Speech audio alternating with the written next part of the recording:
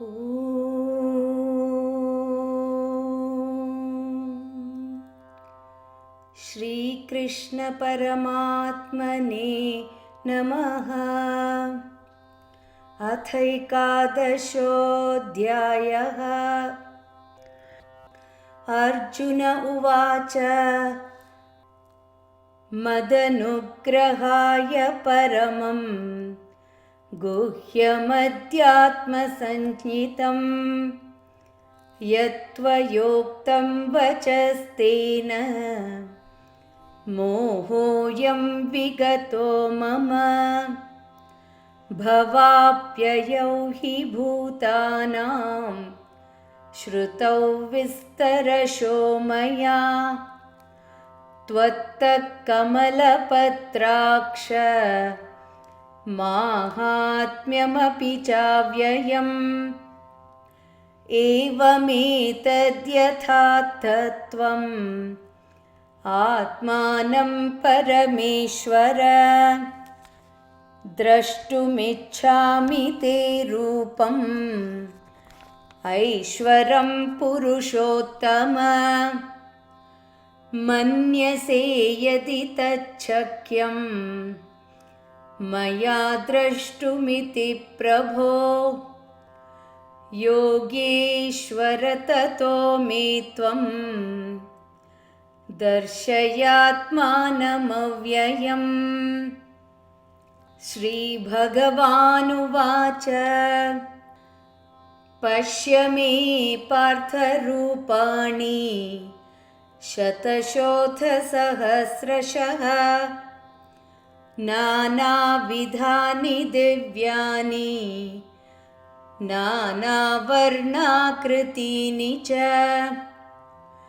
पश्यादित्यान् वसून् रुद्रान् अश्विनौ मरुतस्तथा बहून्यदृष्टपूर्वाणि पश्याश्चर्याणि भारत। इहैकस्थं जगत्कृत्स्नं पश्याद्य सचराचरम्।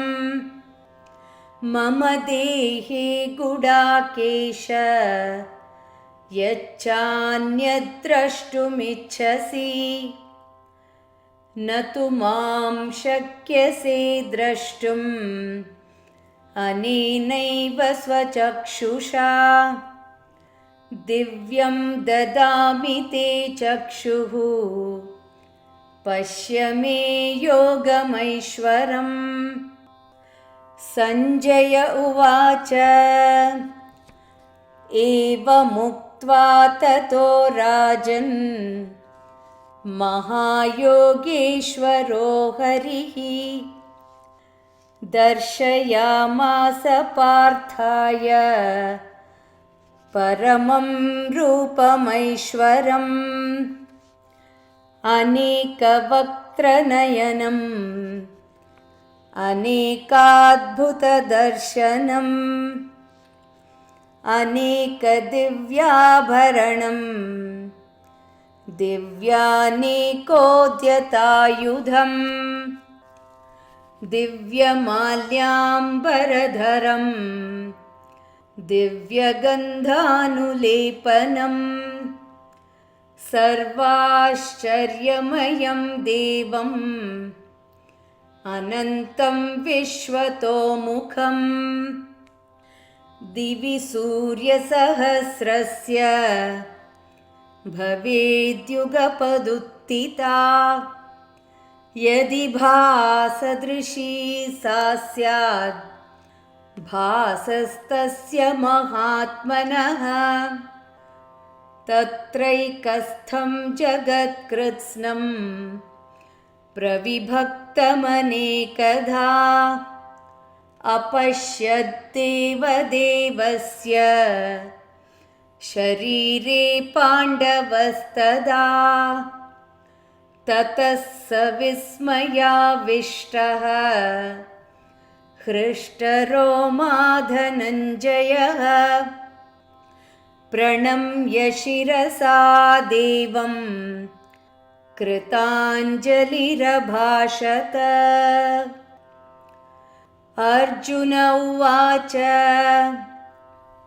पश्यामि देवांस्तव देवदेहे सर्वांस्तथा भूतविशेषसङ्गान्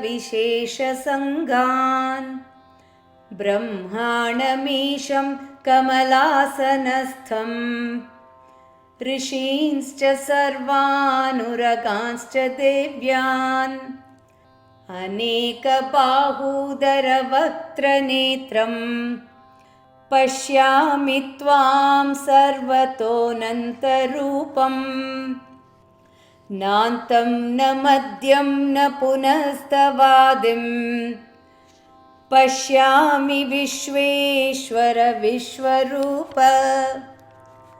किरीटिनं गदिनं चक्रिणं च तेजोराशिं सर्वतो दीप्तिमन्तम् पश्यामि त्वां दुर्निरीक्ष्यं समन्तात् दीप्तानलार्कद्युतिमप्रमेयम् त्वमक्षरं परमं वेदितव्यं त्वमस्य विश्वस्य परं निधानम् त्वमव्ययः शाश्वत धर्मगोप्ता सनातनस्त्वं पुरुषो मतो मे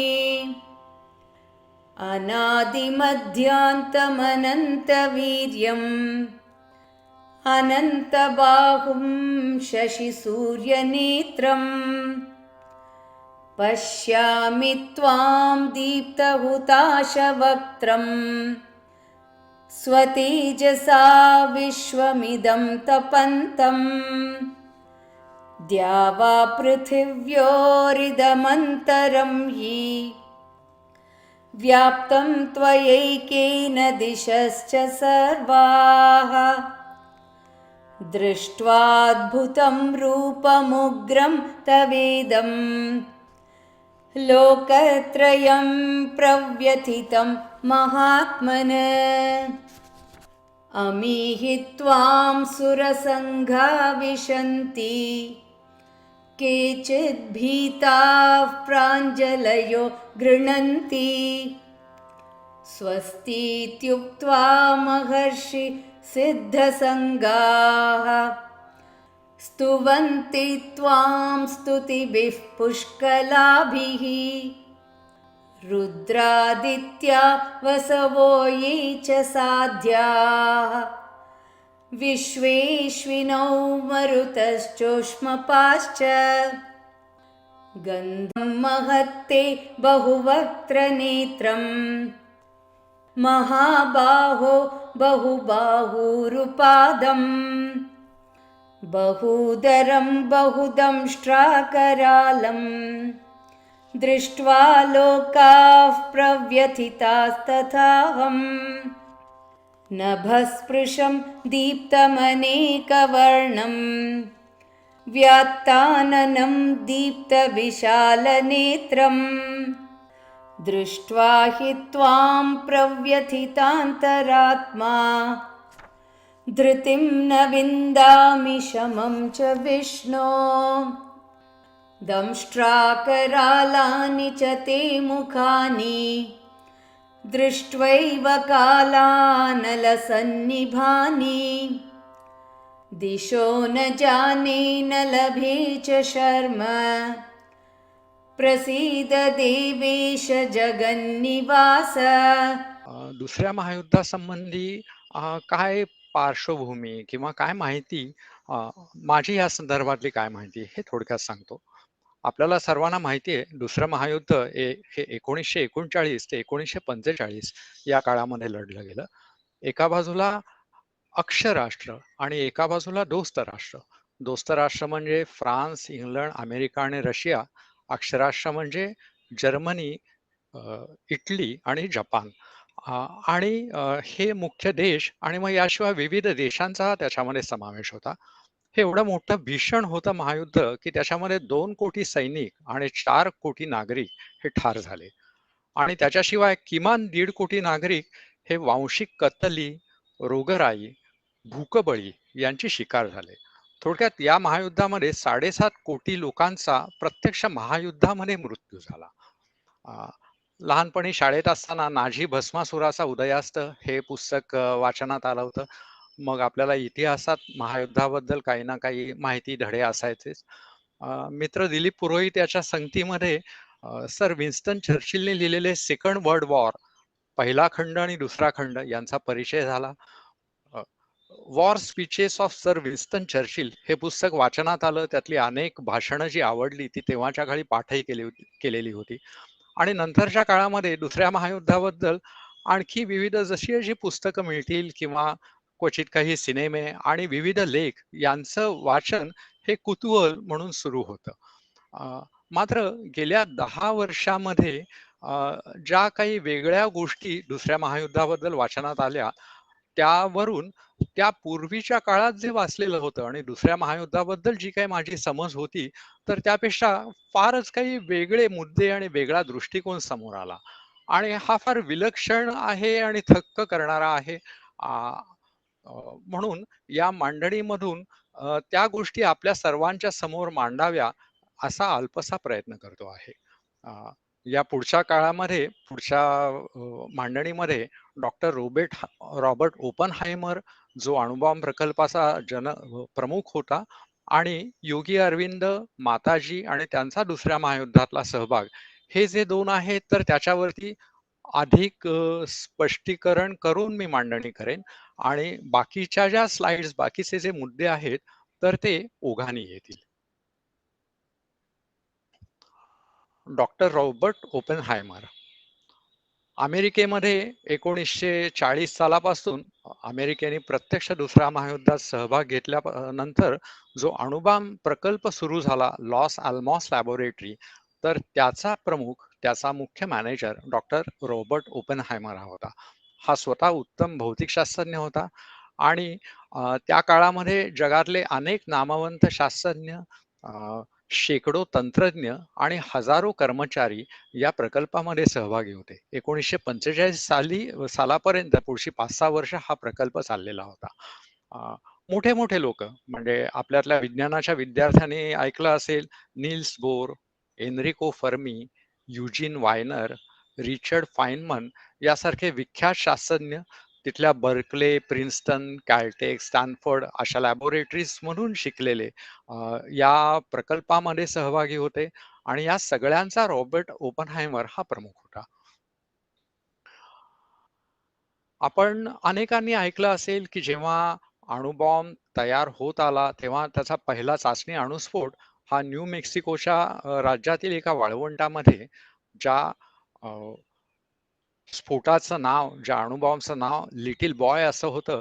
जुलै 1945 मध्ये त्याची चाचणी झाली आणि हा जो चाचणी अणुस्फोट झाला, तो बघायला प्रकल्पातली काही निवडक मंडळी, अमेरिकन सैन्यातली काही निवडक मंडळी आणि अमेरिकन राष्ट्राध्यक्ष आणि अ, प्रमुखांमधली काही निवडक मंडळी ही होती आणि तो स्फोट झाल्यावर जणू पूर्ण आकाश हे तेजाने तळपतंय अशा प्रकारचं दृश्य तिथे दिसलं होतं. जणू काही सहसा सूर्याचा प्रकाश आकाशात अवतरलेला आहे आणि सर्वशक्तिमान परब्रह्म तेजाने तळपतंय असं त्या आकाशाचं स्वरूप दिसलं आणि हेच शब्द, हेच वाक्य तेव्हा रॉबर्ट ऑपेनहायमरच्या मनामध्ये आले. त्याच्या तोंडातून श्लोक बाहेर पडला, तो भगवद्गीतेतला 11व्या अध्यायातला 12वा श्लोक हेच वर्णन करणारा. दिवि सूर्यसहस्रस्य भवेत् युगपदुस्थिता यदि भाः सदृशी सा स्यात् भासस्तस्य महात्मनः. तर हा श्लोक डॉक्टर ऑपेनहायमरला आठवला आणि पाठोपाठ त्याला 11व्या अध्यायातल्या श्रीकृष्णाचं जे विराट रूप दर्शन आहे, तर त्याच्या आधीच्या पुढीलही ओळी आठवल्या. कालोस्मि लोकक्षयकृत प्रवृद्धा. मी काल आहे आणि सर्व जगाचा विनाश करणारा काल. याही ओळी त्याला आठवल्या. तर ही जी माहिती आहे, तर ही आपल्यापैकी अनेकांनी ऐकली असेल पूर्वी, वाचली असेल. माझ्याही वाचनात पूर्वीच आलेली होती.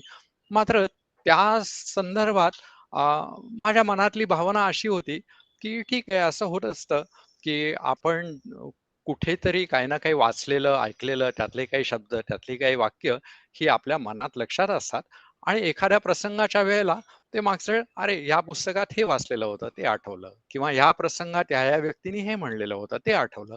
तर अशा प्रकारातलं हे काही असावं, अशा प्रकारची माझी समजूत होती.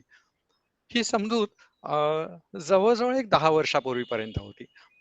एक 10 वर्षापूर्वी 2010-11 च्या सुमारास गीतेचे अभ्यासक कल्याणचे श्रीकांत जोशी, त्यांची आई जोशी मॅडम आणि त्यांच्या शेजारच्या कुंटे मॅडम आम्हाला संस्कृत शिकवणाऱ्या. तर अ, अ, श्रीकांत जोशी आहेत, तर त्यांनी गीतेसंबंधी कुंटे मॅडम ज्या प्रकारे गीता आम्हाला शिकवायच्या, ज्या प्रकारे त्याचं उच्चारण शिकवायच्या, त्यावर कल्याणातल्या या संदर्भातल्या काही 5-6 मंडळींनी मिळून एक चांगली वेबसाईट तयार केलेली आहे.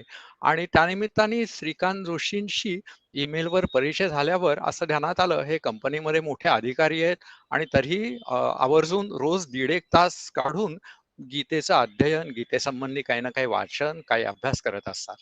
तर ईमेलवरून त्यांनी जेम्स हिजिया नावाच्या एका अमेरिकेतल्या इतिहासाच्या प्राध्यापकांनी लिहिलेला the Gita of Robert Oppenheimer नावाचा एक पेपर मला पाठवला.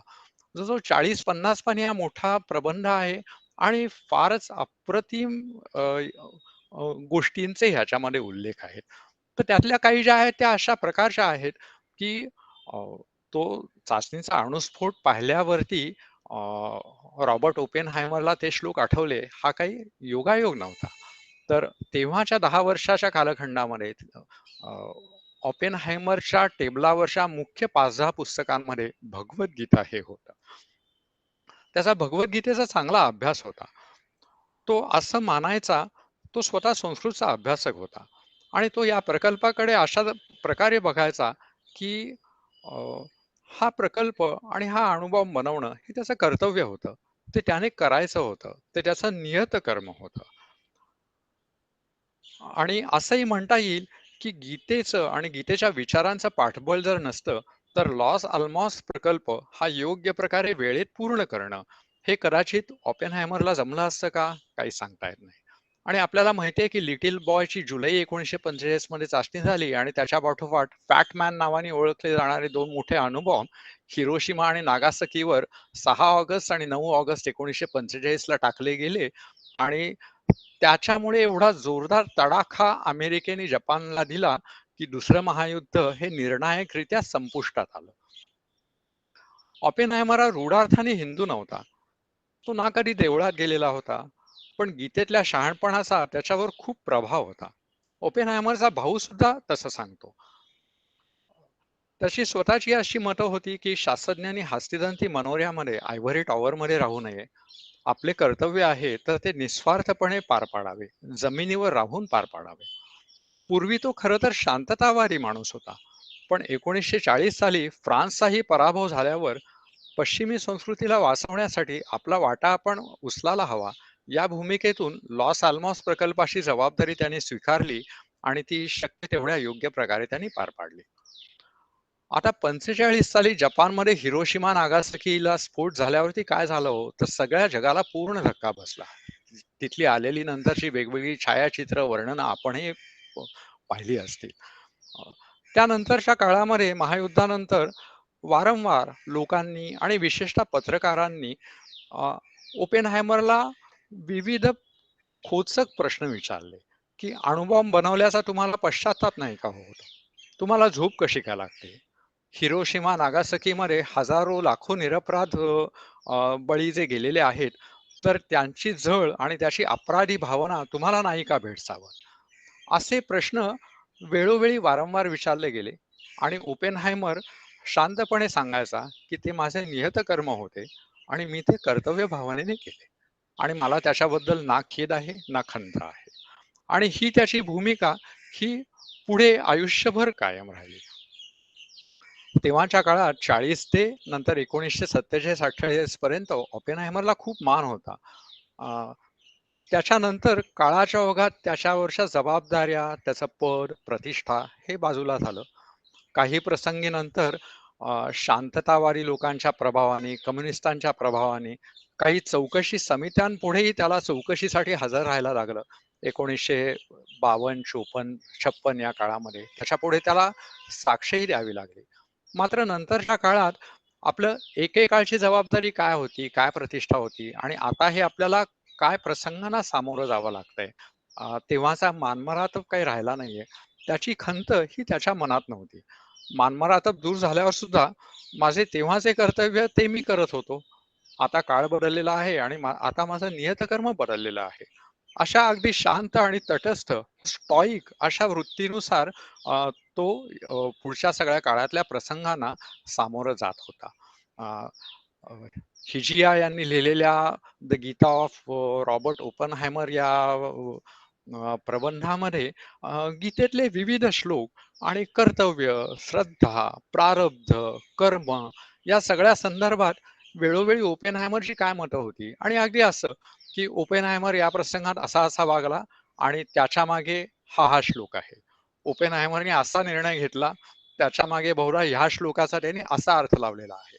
आणि विविध अध्यायांमधले मग 2:31, 3:15, 18:48, 11व्या अध्यायातला 32-33 श्लोक, 18व्या अध्यायातले 2, 17वा, 73वा असे श्लोक, 3ऱ्या अध्यायातला 6वा श्लोक, 4थ्या अध्यायातला 36वा श्लोक, 9व्या अध्यायातले 30वे श्लोक असे विविध श्लोक आणि त्यांचे अर्थ आणि ओपेनहायमरचा त्यांच्या जीवनावरचा प्रभाव हा जेम्स हिजिया यांनी मांडलेला आहे. ओपेनहायमरची दुसरं महायुद्ध निर्णायक प्रकारे संपुष्टात येण्यामध्ये महत्वाची भूमिका होती आणि गीतेच्या तत्वज्ञानाचा, श्रीकृष्णांच्या वचनांचा ओपेनहायमरच्या आयुष्यावर प्रचंड प्रभाव होता. हे हा पेपर वाचल्यानंतर आणि ही सगळी माहिती अ, अ, ध्यानात आल्यानंतर निसंशयपणाने वाटतं.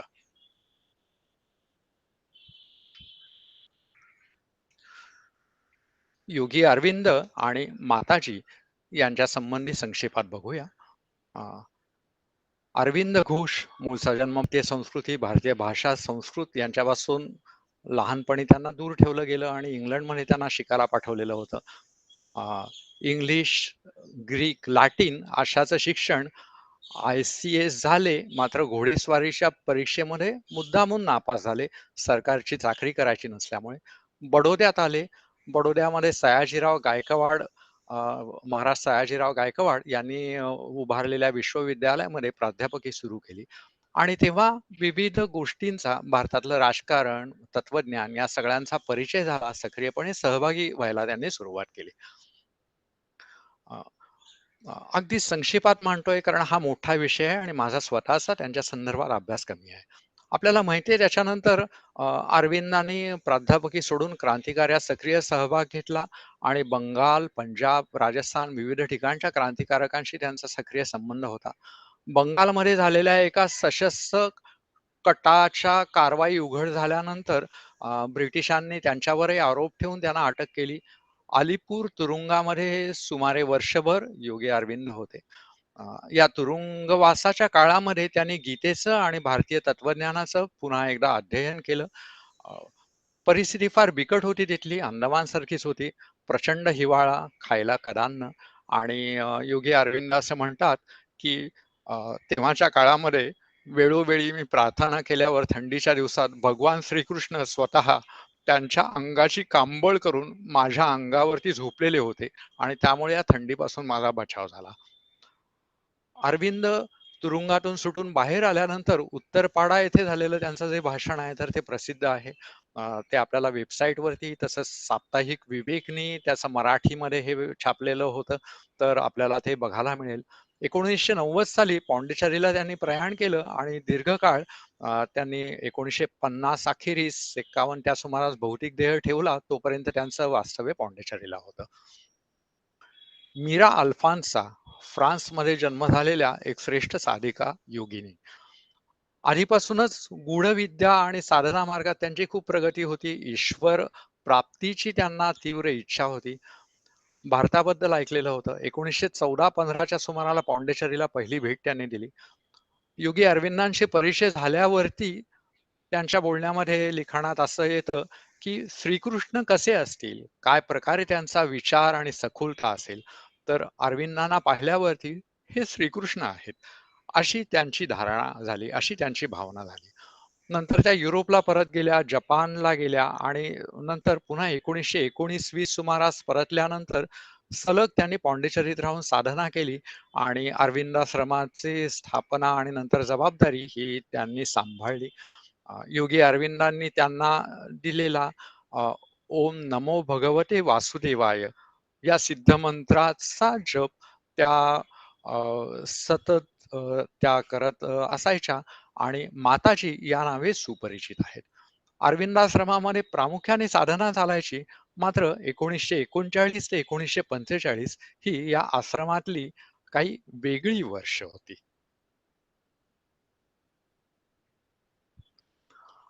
काय प्रकारे वेगळी वर्ष? तसं अ, योगी अरविंद पॉंडिचेरीला गेल्यावर आणि साधनेत मग्न झाल्यावरती बाकी जगातल्या घडामोडींपासून अ, अलिप्त राहायचा, तटस्थ राहायचा. साधनेवरती प्रामुख्याने लक्ष केंद्रित करायचा प्रघात त्यांनी तिथे अ, अ, ठेवलेला होता.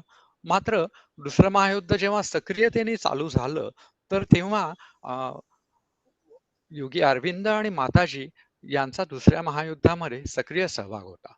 दुसरं महायुद्ध एकीकडे दिसताना असं आपल्याला दिसतं, की जगातले हे 3-4 मोठे देश विरुद्ध ते 3-4 मोठे देश आणि त्यांची आपापसातली भांडणं अशा प्रकारचं आहे किंवा कसं. मात्र सूक्ष्म प्रतलावरून जे महामानव आहेत ज्यांना त्यातलं कळतं, तर त्यांना याचं वेगळं स्वरूप हे ध्यानात आलेलं होतं, आकळलेलं होतं. आणि ते असं होतं, की हिटलरचं स्वरूप हे अनैसर्गिक होतं. हिटलर हा आसुरी, राक्षसी शक्तींच्या प्रभावात होता. त्यांच्यासाठी एक अगदी चांगलं माध्यम होता. त्यांनी पछाडलेला होता. किंबहुना त्याचा जन्मच काही प्रमाणात त्यांचं रूपच होतं की काय, असंही कदाचित म्हणता येईल. आणि ज्या प्रकारे हिटलरनी क्रूर हिंसा केलेली आहे, ज्यूंचा प्रचंड छळ केलेला आहे, त्यातून हे काही ना काही प्रकारे ध्यानातही येतं. मग हिटलरनी 30 लाख ज्यूजना 1940 ते 45 या काळामध्ये खूप विचित्र पद्धतीने मारलेलं आहे, आपल्याला माहिती आहे. अ, 1934 साली हिटलरचा माईन काम्फ प्रसिद्ध झाल्यावरच योगी अरविंदांना याची जाणीव झालेली होती, हा काहीतरी विचित्र वेगळा महाभयंकर माणूस आहे. अ, ते म्हणायचे, की हा स्ट्रीट क्रिमिनल आहे. रस्त्यावरचा एक सामान्य आणि क्रूर गुंड असतो, तशा प्रकारचा हा आहे आणि हिटलर, गोरिंग आणि आणखी त्याचे साथीदार या सगळ्या त्रयीकडे ते म्हणजे हे जणू राक्षसांचे अवतार आहेत, राक्षसांचे दूत आहेत, अशी त्यांची धारणा होती. आणि प्रत्यक्षात जेव्हा हिटलरने झेकोस्लोवाकिया, पोलंड एक-एक देश पादाक्रांत केले, फ्रान्सवरती हल्ला केला, फ्रान्सचा पाडाव केला, तेव्हा सूक्ष्म प्रतलावरून योगी अरविंद आणि माताजी हे खूप सक्रिय झालेले होते दुसऱ्या महायुद्धामध्ये आणि त्यांनी एक वेगळ्या प्रकारची भूमिका तिथे निभावलेली होती. 6 मे 1941 ला माताजींनी लिहिलेले आहे, की आता हे स्पष्टपणे व ठामपणे सांगायची गरज आहे, की जे नाझींच्या विजयाचा विचार, तशी इच्छा करत आहेत, नाझींना पाठिंबा देत आहेत, ते प्रत्यक्षात असुरांना दैवी शक्तीच्या विरोधात पाठिंबा देत आहेत, किंबहुना ते असुरांना मदत करत आहेत.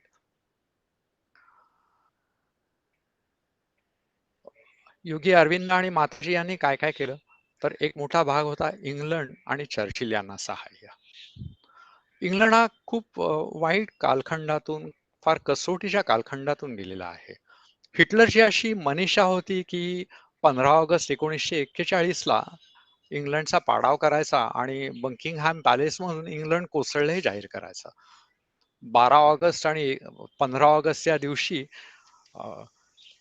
100 जास्त बॉम्बर्सनी आणि शिवाय कित्येक अनेक शेकडो विमानांनी इंग्लंडवरती बॉम्बवर्षाव केला. आणि या सगळ्या काळामध्ये चेंबरलेन जाऊन चर्चिल पंतप्रधान झालेले होते आणि चर्चिल हे ठामपणे, निर्भयपणे अ, हिटलरच्या आक्रमणाचा सामना करत होते. वेळोवेळी भाषणं करून ब्रिटिश जनतेचं आणि संपूर्ण मानवजातीचं मनोधैर्य टिकवणं, मनोधैर्य वाढवणं याच्यामध्ये चर्चिलचा मोठा वाटा होता. त्या काळातली चर्चिलची भाषणं तुम्ही वाचलीत, ऐकली तर ती फार अफाट आहे. We will fight on the roads, we will fight on the streets, we will fight from the houses, but we will never surrender.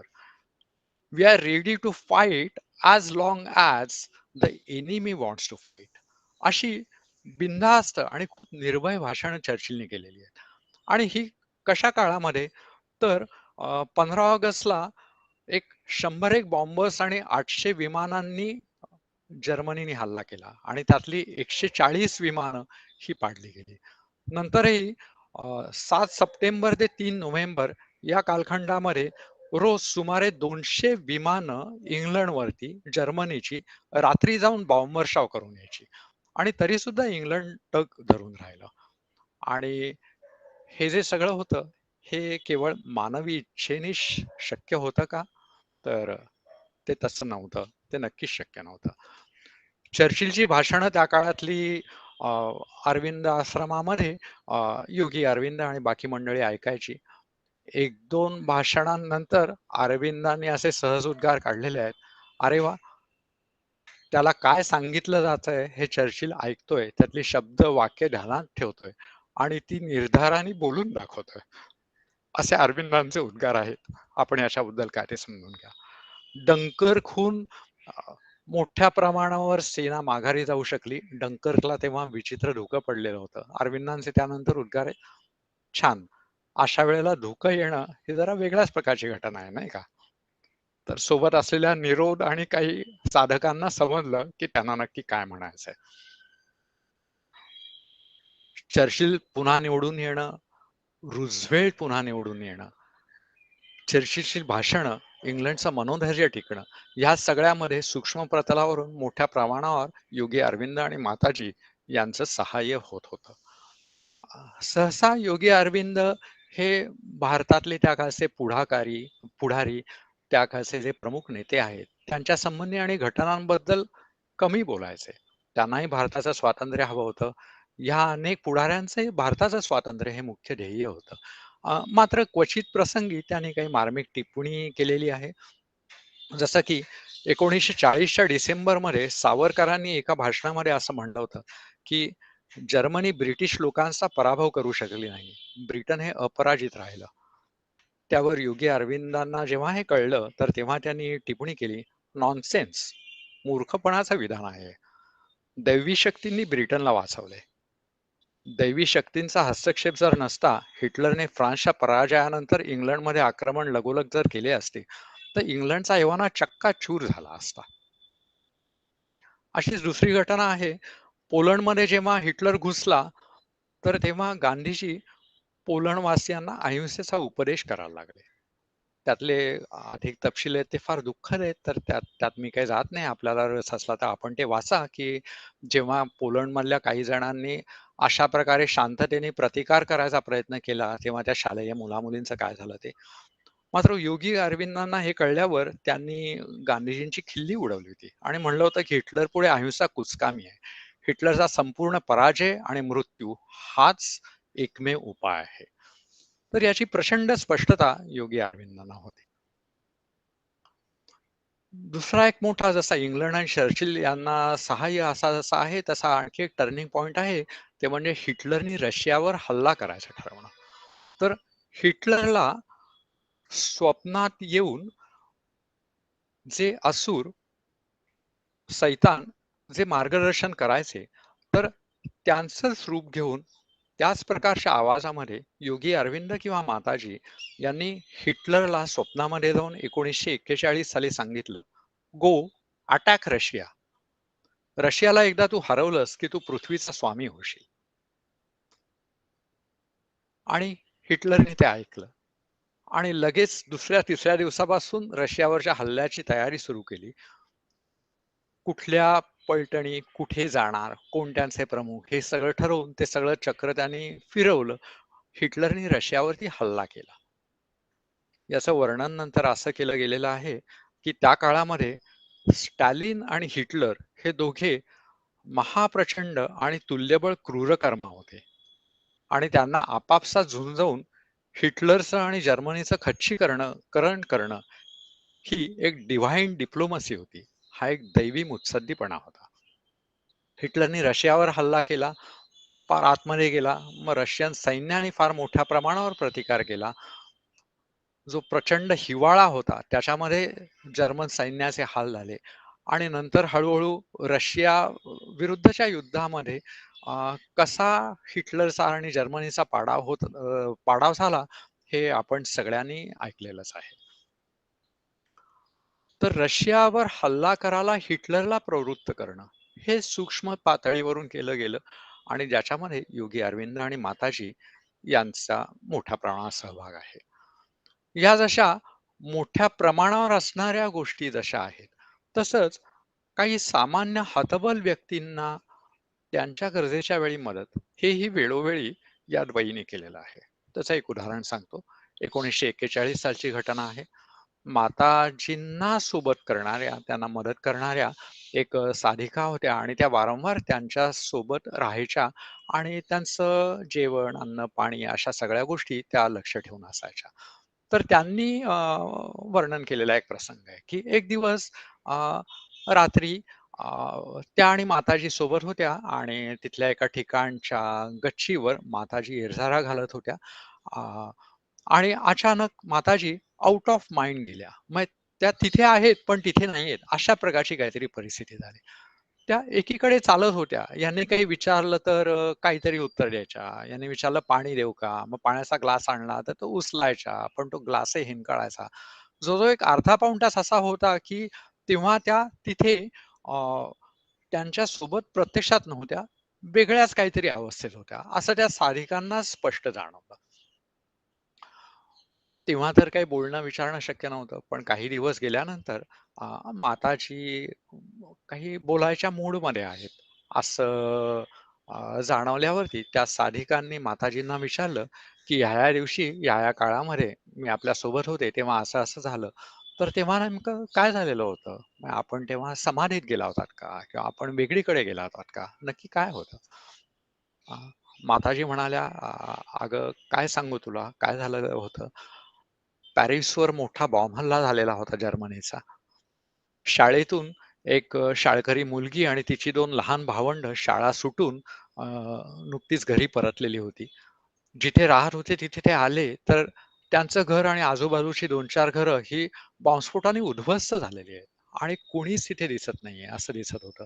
आजूबाजूला आगी लागलेल्या दिसत होत्या आणि हे सगळं पाहून त्या प्रचंड घाबरून गेली ती मुलं. त्यांचे आई-वडील तेही कुठे गेलेत, काही त्यांना पत्ता नव्हता. कदाचित ते गेलेही असतील आणि त्या मुलीचा हात धरलेला लहान भाऊ तर एवढा थरथर कापत होता, की एखादं मोठं वादळ आल्यावर झाडाचं पान सुटून खाली पडतं आणि वाऱ्यासोबत भेलकांडत खाली जमिनीवर येतं, तसा तो थरथर कापत होता. त्याने "ओह गॉड! हे काय चाललंय आणि काय कसं होणार आणि आम्हाला आता कोण सांभाळणार? हे असं कसं झालं?" असे अगदी आर्ततेने देवास पुढे उद्गार काढले. ती जी काही हाक आहे ती देवाला पोहोचली. देवाकडून त्यावेळची ती हाक आहे ती माझ्याकडे पाठवली गेली आणि मग मी तिथे गेले आणि मग त्या मुलांना धीर देणं, त्यांची अ, काही जमेल तेवढी तरी त्यांना सांभाळण्याची, निवाऱ्याची, अन्न-पाण्याची सोय करणं, हे केल्याशिवाय मी परत येऊ शकणार होते का? त्याची शक्य तेवढी व्यवस्था मी केली आणि मग नंतर मी परत आले. असं माताजींनी बोलण्याच्या ओघामध्ये त्यांना सांगितलं. तर अशा प्रकारे अनेकही घटना झालेल्या असतील. आपल्याला कळणं अवघड आहे. या सगळ्या संदर्भामध्ये अ, डॉक्टर आठवल्यांची जी सनातन प्रभात संस्था आहे, तर त्यांचं SSRF spiritual scientific research foundation अशी वेबसाईट आहे. तर त्याच्यावरच्या एका लेखामध्ये अ, योगी अरविंद माताजी आणि हिटलरचं आसुरी सैतानी स्वरूप योगी अरविंद माताजी यांचा दैवी शक्तींच्या बाजूने हस्तक्षेप या संदर्भातला पहिल्यांदा उल्लेख सापडला. माझा सहकारी श्रीनिवास गडकरी आणि मी वेळोवेळी त्या काळामध्ये ही साईट पाहायचो. त्यातले काही वेगळे चांगले लेख दिसले तर त्यावर चर्चा करायचो. मग हा लेख पाहिल्यानंतर मग आणखी याच्याबद्दल कुठे काही दिसतंय का, आढळतंय का? म्हणून मग अ, अरविंद आश्रमाचे आर्काइव्हज, त्यांच्या वेबसाईट, तिथल्या वेगळ्या साधकांच्या आठवणी, माताजींचं लिखाण जे ऑनलाईन उपलब्ध आहे ते, हे वेळोवेळी जमेल तसं चाळलं. त्यातल्या काही ना काही गोष्टींच्या आधारे हे वरचे मुद्दे मी मांडलेले आहेत. विशेषतः डॉक्टर निरोध, जो 1938 ते 1950 या काळामध्ये योगी अरविंदांसोबत होता. त्यांनी त्यांचे सविस्तर आठवणींचे ब्लॉग्स लिहिलेले आहेत. त्यातला वॉर अँड पॉलिटिक्स या संदर्भातला जो ब्लॉग आहे, त्याच्यामध्ये यातल्या अनेक गोष्टींचा प्रत्यक्ष उल्लेख आणि इतरही अनेक गोष्टींचे अ, दुसऱ्या महायुद्ध आणि या संदर्भातल्या गोष्टींचे उल्लेख त्याच्यामध्ये आहेत. त्यातला एक उल्लेख आठवला म्हणून सांगतो तुम्हाला.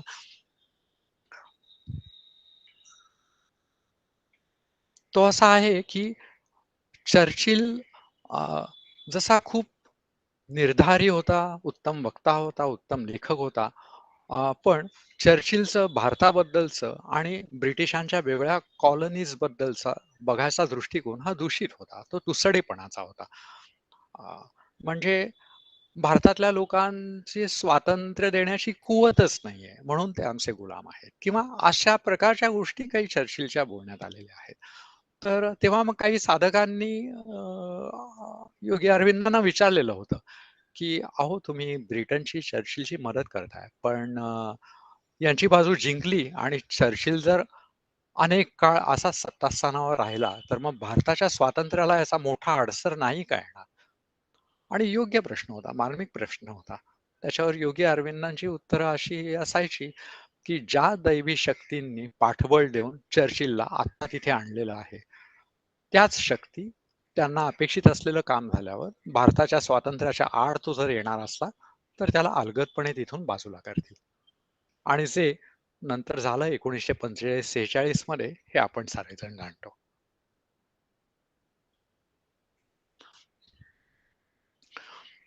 योगी अरविंदांना आणि माताजींना ध्यानामध्ये काही वेगळ्या अवस्थेमध्ये गेल्यावरती 1920-25 सालीच असं दिसलेलं होतं. माझ्याजवळ एक 25-27 वर्ष आधीच, की 1947 साली भारत देश हा स्वतंत्र झालेला आहे. 15 ऑगस्ट 1947 भारताचा स्वातंत्र्य दिन. 15 ऑगस्ट 2021 हा 75वा स्वातंत्र्य दिन आणि आणखी योगायोग म्हणजे योगी अरविंदांची 150वी जयंती आहे. तर 15 ऑगस्ट त्या कालखंडातल्या काही वेगवेगळ्या आहे. 15 ऑगस्ट 1940ला ब्रिटनचा पाडाव करू आणि ब्रिटनचा खात्मा होईल असा हिटलरनी निर्धार केला होता आणि ते काही होऊ शकलं नाही. दैवी शक्तींच्या सहयोगाने एक मोठी झुंज ब्रिटनने दिली आणि एवढ्या मोठ्या प्रमाणावर त्या 2-3 जिल्हे भारतातले मावतील एवढ्या छोट्या आकाराच्या देशांनी तग धरून राहिली आणि 15 ऑगस्टला 1940ला ब्रिटनचा पाडाव करायचं हिटलरचं स्वप्न हे प्रत्यक्षात आलं नाही, आपण सारे जाणतो. नंतर हे 15 ऑगस्ट 1945 जरी युरोपमध्ये रशियाने हिटलर आणि जर्मनीला चेपाला सुरुवात केली. दोस्त राष्ट्रांनी इंग्लंड, अमेरिका आणि फ्रान्स यांनी फ्रान्सच्या भूमीवरून पुन्हा हिटलर ला चेपाला सुरुवात केली. तर इकडे जपानची आगेकूच मात्र सुरू होती. पर्ल हार्बर आपल्याला माहिती आहे आणि इकडे दक्षिण आशियामध्ये जपान आतमध्ये घुसलेला होता. ब्रह्मदेश पादाक्रांत करून आयएनए, इंडियन नॅशनल आर्मी आणि जपानचं सैन्य हे भारत म्हणजे नॉर्थ ईस्टमध्ये घुसलेलं होतं आणि आसामच्या दिशेने आगेकूच करत होतं. आणि ते आता पुढे-पुढे येत होतं. किंबहुना ते आता भारतामध्ये अ, पुढे वाटचाल करणार, तिथून ब्रिटिशांना हाकलून लावणार, पूर्ण भारत पादाक्रांत करणार की काय? अशी कदाचित शक्यता वाटावी, अशी परिस्थिती तेव्हा वेळोवेळी निर्माण झालेली होती. आता आपल्याला Subhashchandra Bose, Indian National Army यांचं भारतीय स्वातंत्र्याबद्दलची त्यांची निष्ठा आणि त्यातले त्यांचा पराक्रम, त्यासाठी त्यांनी केलेली तपश्चर्या याच्यामुळे त्यांच्याबद्दल खूप आदर आहे. मात्र हे ध्यानात ठेवलं पाहिजे, की INA आणि जपान हे मिळून जर भारतात घुसले असते, तर नंतर जपाननी सुखासुखी भारत सोडला असता आणि INAच्या स्वाधीन सगळं केलं असतं का? या गोष्टी या काही निश्चित सांगता येत नाही. किंबहुना गोविंद तळवलकरांचा काही वर्षापूर्वी एक प्रदीर्घ लेख आला होता. त्याच्यात त्यांनी म्हणलेलं होतं, की तेव्हा जपान आणि INA जिंकलं नाही, ही फार चांगली गोष्ट झाली. कारण तेव्हाचं जपान हा प्रचंड क्रूर होता. आता नंतरच्या काळात आपण जो जपान पाहतो तो वेगळा जपान आहे. पण तेव्हाचा जपान हा प्रचंड क्रूर होता. तळवलकरांनी विविध उदाहरणं दिलेली आहेत. तळवलकरांचा तो लेख वाचेपर्यंत मलाही असं वाटायचं, की अरे INA आणि जपानचा तेव्हा जर सतत विजय झाला असता तर किती चांगलं झालं असतं. पण अ, तळवलकरांनी असं तेव्हा लिहून ठेवलेलं आहे, की तामिळनाडू आणि केरळमधून गेलेले हजारो मजूर जे ब्रह्मदेश आणि फिलिपाईन्स आणि अशा सगळ्या भागात होते, ज्यांचा अ, रस्ते तयार करणं, सामान वाहून नेणं, युद्धसाहित्य वाहून नेणं, अ, वाटेतली जंगलं साफ करणं, सैन्याला मदत करणं, यासाठी जपानी सहाय्य घेत होते. तर या मजुरांमधल्या हजारो मजुरांना मारून टाकून त्यांचं मांस हे जपानी सैनिकांनी भक्षण केलेलं आहे. तर एवढी क्रूरतेची परिसीमा ही जपानकडे होती. तर तेव्हाच्या कालखंडामध्ये INA आणि जपान पुढे वाटचाल करत असताना एक स्थिती अशी आली, एक परिस्थिती अशी आली, की खूप जंगल आहे, खूप डोंगररांगा आहेत. इकडे जपान आणि INAचं सैन्य आहे. एका बाजूला ब्रिटिशांचं सैन्य आहे आणि प्रचंड मुसळधार पाऊस त्या भागामध्ये कोसळला. एवढा की त्याला काही सीमाच नाही. आणि या पावसामुळे पुढे आगेकूच करणं जपान आणि इंडियन नॅशनल आर्मी यांना काही शक्य झालं नाही. त्यांना होतं तिथेच थांबायला लागलं. किंबहुना त्यांचे मागचे अन्न पुरवणारे आणि बाकी सगळे दोघेही संकटात सापडले. त्यांना माघार घ्यायला लागली. त्यांना आगेकूच न करता त्या ठिकाणून पुन्हा परत जायला लागलं. अशी परिस्थिती निसर्गाने पावसाच्या माध्यमातून निर्माण केली. जेव्हा त्यांची आगेकूच थांबली आणि त्याने प्रत्यक्ष परतीची वाटचाल चालू केली, तो दिवस होता 15 ऑगस्ट 1945. आणि ही घटना झाल्यानंतर अरविंदांचं त्यांच्या साधकांशी बोलताना सहज ते बोलून गेलेले आहेत, की दैवी शक्तींनी जेव्हा त्या ठरवतात, तेव्हा त्यांची घडवून आणण्याची पद्धती वेगळी असते. शक्यतो मोठा रक्तपात किंवा हिंसा न करता त्यांना जे हवं त्या ते घडवून आणतात. त्यांना सूचित करायचं होतं, की ब्रिटन आणि म्हणजे भारतीय सैन्य आणि तिकडे परत जपान आणि INA म्हणजे भारतीय सैन्य आपापसात टक्करणार आणि मोठा हिंसा होणार. तर तसं न होता पावसाने जे काही दैवी शक्तींना अपेक्षित होतं, ते घडवून आणलेलं आहे. आता ही जी तारीख आहे, तर ती लॉर्ड माउंटबॅटनच्या मनावर 15 ऑगस्ट हा दिवस, की अरे जपान आगेकूच करत होतं, ते थांबले आणि परत गेले. ती त्याच्या मनात राहिली आणि ती लक्षात राहिली. जेव्हा 1946 साली माउंटबॅटनला असं विचारलं गेलं, की भारताला स्वातंत्र्य कधी देणार? तर तेव्हा सुरुवातीची ब्रिटनची भूमिका होती, जी सुरुवातीला माउंटबॅटननी मांडली ती अशी होती, देणार, लवकरच देणार, 1948च्या आधी देणार. मग तेव्हा पत्रकारांनी खोदून विचारलं माउंटबॅटनना, की "ठीक आहे, मग नक्की कधी देणार? दिवस तुमचा ठरलाय का? तो दिवस तुम्ही सांगू शकाल का?" आणि लॉर्ड माउंटबॅटनच्या डोक्यात काय चक्र तेव्हा फिरली हे कोणास ठाऊक. शक्यता आहे की 15 ऑगस्ट 45 चा संदर्भ त्याच्या मनात असावा आणि तो बोलून गेला की 15 ऑगस्ट 47 ला भारत स्वतंत्र होईल आणि जे पुढे त्याप्रमाणे झालं. 15 ऑगस्ट 47 ला अरविंद आश्रमामध्ये खूप आनंदाचं वातावरण होतं. तिथल्या सर्व अ, आश्रमातील सर्व मंडळी त्यांना भारत स्वतंत्र झाल्याचा प्रचंड मोठा आनंद होताच. योगी अरविंदांचा तो जन्मदिन, 75वा जन्मदिन आणि किंबहुना त्यांच्या जन्मदिनाच्या दिवशी दैवी शक्तींनी भारताला बहाल केलं हे स्वातंत्र्य, अशा प्रकारची भावना होती आणि आनंदाचा जल्लोष होता.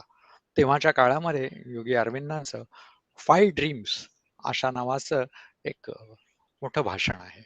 की आता भारतापुढे आणि नंतर आशियातल्या लोकांपुढे त्यांनी काय करायला पाहिजे, कसं करायला पाहिजे, या सगळ्या संदर्भात त्यांनी काही त्यांची स्वप्न समोर ठेवलेली आहेत.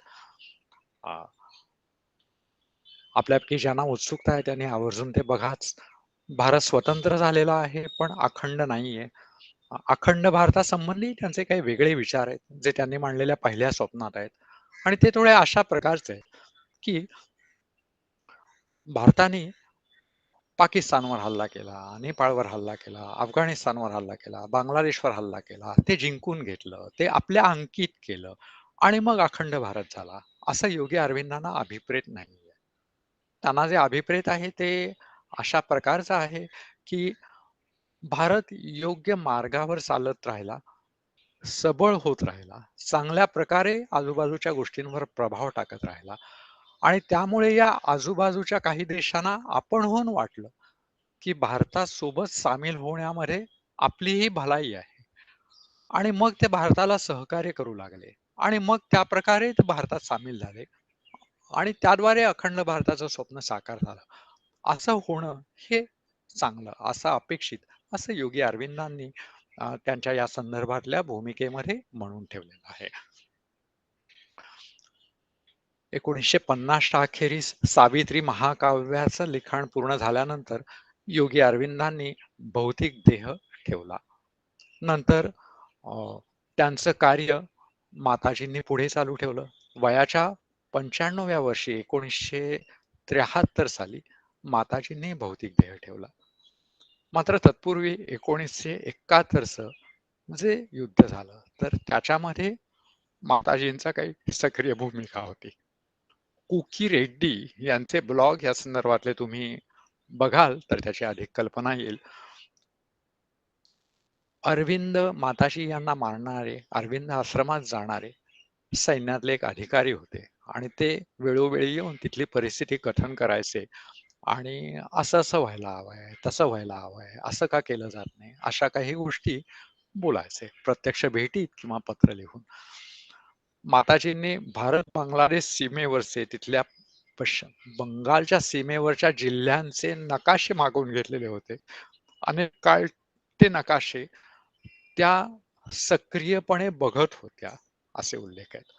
नंतर त्या सेनाधिकाऱ्याला त्यांनी बोलावून घेतलं, त्याला प्रसाद दिला, त्याला त्याच्या कुटुंबियांसाठीच नाही तर त्याला आणखी काही प्रसादाचेही त्यांनी दिले आणि सांगितलं की त्या सीमेवरच्या तुझ्या पलटणीतल्या आणि इतर अन्य पलटणींमधले जे अगदी प्रमुख सेनाधिकारी आहे, ज्यांना यांना जमेल त्यांची तू प्रत्यक्ष भेट घे, त्यांना सांग हा प्रसाद अरविंदाश्रमातून आलेला आहे, आपण याचं ग्रहण करावं असं त्यांना सांग आणि आशीर्वाद हे माताजींनी दिलेले होते. कुकी रेड्डींच्या ब्लॉगमध्ये आपल्याला जर मनात असलं तर आवर्जून तेही तपशील आपण बघा.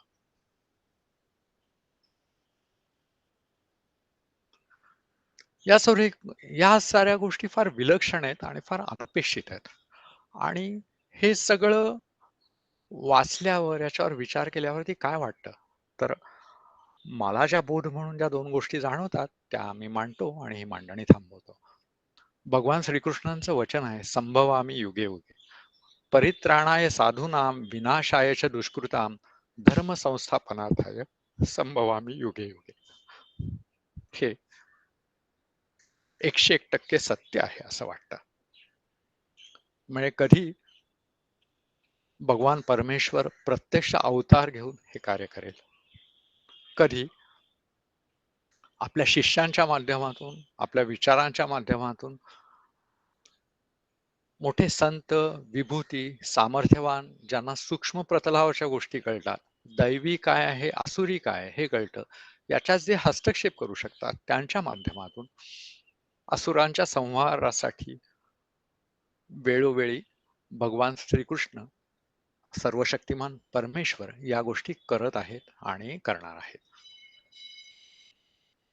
विन्स्टन चर्चिलनेही 1944-45 मध्ये जेव्हा दोस्त राष्ट्रांचा विजय झाला, तेव्हा त्यालाही काही प्रमाणात, बऱ्यापैकी प्रमाणात ही जाणीव होती की आपल्या मागे दैवी शक्तींचं पाठबळ आहे म्हणून.